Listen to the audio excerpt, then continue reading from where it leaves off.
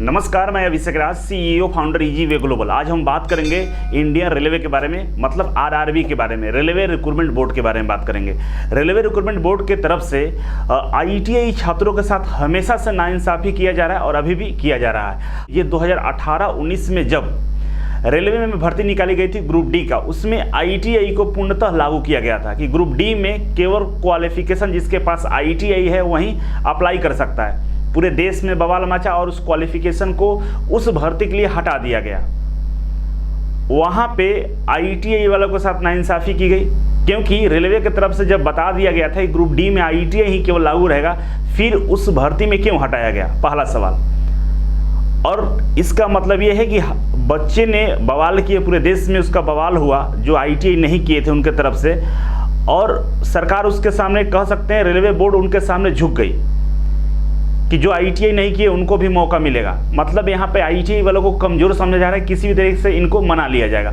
दूसरा एक साक्षात उदाहरण है कि अभी रेलवे की तरफ से एक नोटिस जारी किया गया है और इस नोटिस में बताया गया है कि जो EWS वाले बच्चे हैं, जो EWS वाले बच्चे जो 2019 में जब फॉर्म भरा जा रहा था उस समय अगर उन्होंने अपना सर्टिफिकेट नहीं लगाया था तो वो दोबारा से लगा सकते हैं। उनका लिंक अपडेट कर दिया गया है, ठीक है। यहाँ पे क्लियर मेंशन कर दिया गया है कि जो भर्ती लिया गया था पहले, मतलब जिसके लिए फॉर्म भरा गया था 15/3/2019 को, उसमें अगर जो वैसा कैंडिडेट जो EWS से बिलोंग करते हैं उनके पास सर्टिफिकेट नहीं था तो फिर से सर्टिफिकेट बनाकर ये लोग अपलोड कर सकते हैं, ऐसा इन्होंने बोला है। और ये जो नोटिस पब्लिक किया है 24/1/2022, अब इसमें इनको तो मौका दे दिया कि आप फिर से लिंक भी जनरेट कर दिया कि आप फिर से अपना सर्टिफिकेट अपलोड कर दीजिए। लेकिन वैसे बच्चे जो अप्रेंटिसशिप 2019 के बाद कंप्लीट किए, 2019 में उन्होंने अप्रेंटिसशिप में एडमिशन लिया था, अप्रेंटिसशिप कर रहे थे 2019 के लास्ट तक, जुलाई अप्रैल दिसंबर मान के चलिए, जब भी उनका अप्रेंटिसशिप कंप्लीट हुआ तो उनको भी मौका मिलना चाहिए मेरे ख्याल से। क्योंकि जब आप एक कैंडिडेट को मौका दे रहे हैं सर्टिफिकेट अपडेट करने के लिए तो दूसरे वालों को भी मौका दीजिए, क्योंकि EWS का मतलब होता है कि आप उनको आरक्षण के कैटेगरी में ला रहे हैं कि भाई आपके लिए जो आरक्षित सीट है उस पर आपको बेनिफिट मिल जाएगा। फिर जो ITI के लिए 20% रिजर्व सीट है, फिर जो ITI के लिए 20% रिजर्व है, तो इन बच्चों को भी तो मौका दे दीजिए, क्योंकि ये 20% सीटें खाली रह जाती है।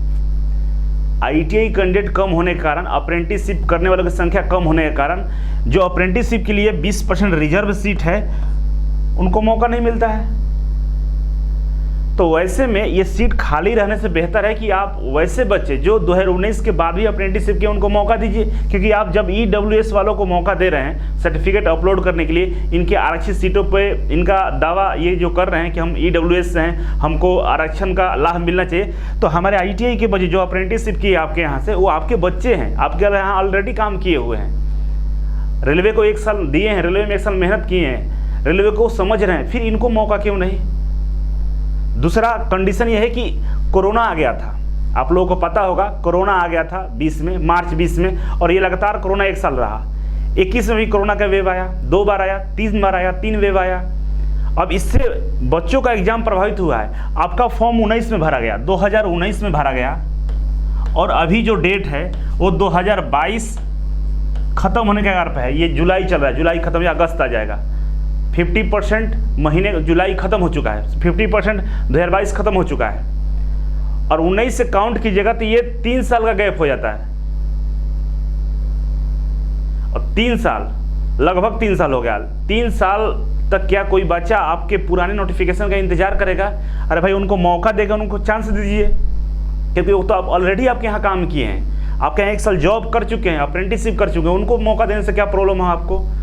नहीं तो अब बताइए, 19 वालों को मौका नहीं दे रहे हैं, 19 बैच के अप्रेंटिस वाले पेंडिंग में रहेंगे, 20 वाले पेंडिंग में रहेंगे, 21 वाले पेंडिंग में रहेंगे, और 22 वाले पेंडिंग में रहेंगे।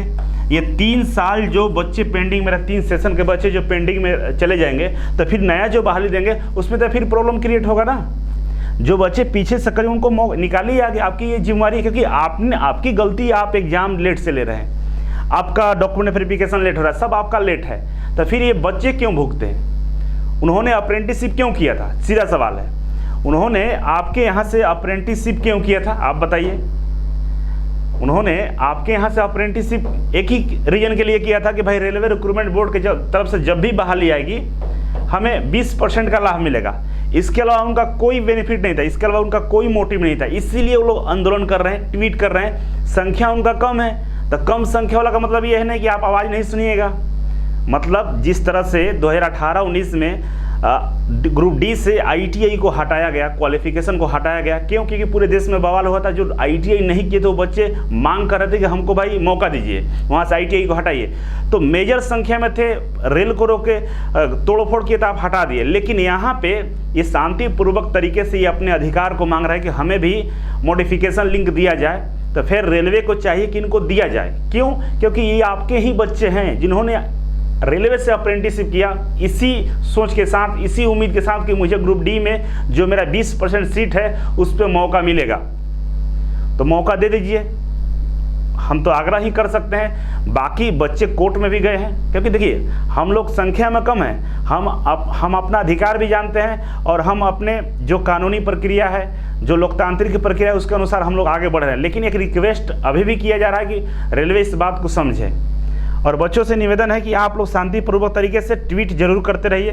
ट्वीट करके हमारे जो माननीय रेल मंत्री हैं उनको बताइए, हमारे प्रधानमंत्री जी को भी बताइए, सबको बताइए कि भाई देखिए जब EWS वालों को मौका दिया जा रहा है मॉडिफिकेशन लिंक में, तो हमें भी दिया जाए। क्योंकि यहाँ पे खुद रेलवे ने नोटिस जारी करके बताया था कि जो एक्ट अप्रेंटिसशिप वाले हैं उनको हम 20% रिजर्वेशन देंगे, साथ ही साथ उनको फिजिकल में उनको हम फिजिकल टेस्ट उनका नहीं लेंगे।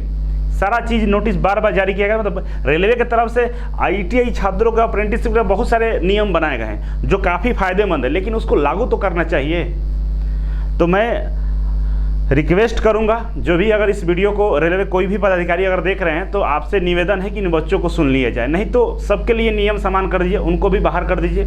उनका भी डॉक्यूमेंट वेरिफिकेशन में EWS अगर जो सर्टिफिकेट नहीं डाले हैं एप्लीकेशन समय, उनको भी इस समय मत लीजिए, या तो सबको लीजिए, क्योंकि कोरोना पीड़ित हर कोई है। और हम लोग तो एकदम बिल्कुल प्रबल दावेदार हैं, क्योंकि हमने आपके यहाँ काम किया है, मेरा अधिकार है, वो मेरा घर हो गया है, हमने वहाँ 1 साल दिया है, हम आपको समझ रहे हैं, हमने रेलवे के पार्ट्स को छूकर प्रैक्टिस किया है। फिर मुझे रखना आपका लीगल तरह से होना चाहिए कि आप मुझे रखें।